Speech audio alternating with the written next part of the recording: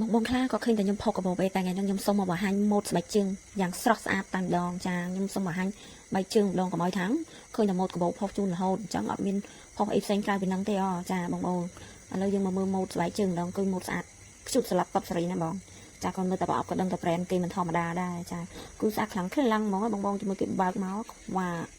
ចាជាមួយគេបើកមកហើយចាចាំមើលតើម៉ូដយ៉ាងម៉េចដែរធ្លាប់តែឃើញម៉ូដកាបូបแล้วមកមើលម៉ូដស្បែកជើងម្ដងអូអ្នកបើកនេះយឺតដល់ហើយនឹងស្មានណាបានមើលអ្នកចង់ឃើញនឹងថាស្អាតខ្លាំងប៉ុណ្ណាទៅបើប្រអប់ខាងក្រៅនេះឡើង brand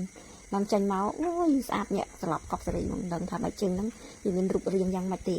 អ្នកបើកក៏បើកយឺតមែនតែបងអូនេះចេញមកแล้วបងអូនេះរបៀបបែកជើងប៉ាត់តាសោកចានេះមិនហៅថាប៉ាត់តានឹងហៅអីបងប្អូនចាំជួយខមមិនប្រាប់ផងចាក់ម៉ូតនេះស្អាតខ្លាំងណាបងប្រភេទស្បែកអូស្បែកគឺស្អាតហើយមើលធ្នេមាំល្អហើយមើលបាតគេបាតបែកជើងខាងក្រោមគេមើលទៅគាត់ដឹងថាមាំដែរបងអើយហើយពណ៌ស្អាតទៀតបែកជើងនេះ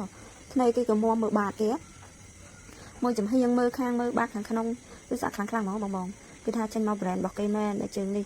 បងនារីពាក់ទៅដើរលេងក៏បានចូលរួមកម្មវិធីក៏បានដែរបងអើយគឺស្អាតល្អហើយមាំទៀតភេទពួកនេះដែរមិនមានតែមួយពណ៌ហ្នឹងគឺមានច្រើនពណ៌នេះស្អាតខ្លាំងហ្មងខ្ជិះឈូតហ្មងចាឥឡូវយើងមកមើលម៉ូដកាបូបម្ដងចាម៉ូដកាបូបនេះដែរគឺស្អាតខ្លាំងហើយមាន3ពណ៌